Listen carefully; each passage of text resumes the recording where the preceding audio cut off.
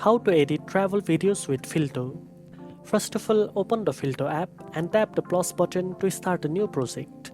Select the travel video you want to edit from your gallery. Next, choose the aspect ratio that fits your platform, such as 16:9 for YouTube or 9:16 for Instagram Reels or TikTok. Now start by trimming your clips to highlight the best moments of your travel, removing any unnecessary parts.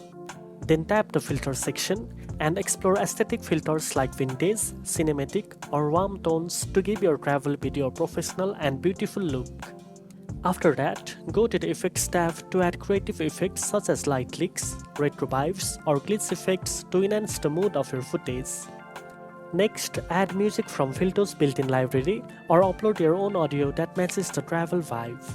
If needed, use stickers to decorate your video and add fun or thematic elements related to your travel. Finally, preview your edit, and when you are happy with the result, tap the save button to export your video in high quality. Now you know how to edit travel videos with Filto. If you found this video helpful, don't forget to like, share and subscribe for more editing tips. Thanks for watching, and I'll see you in the next one.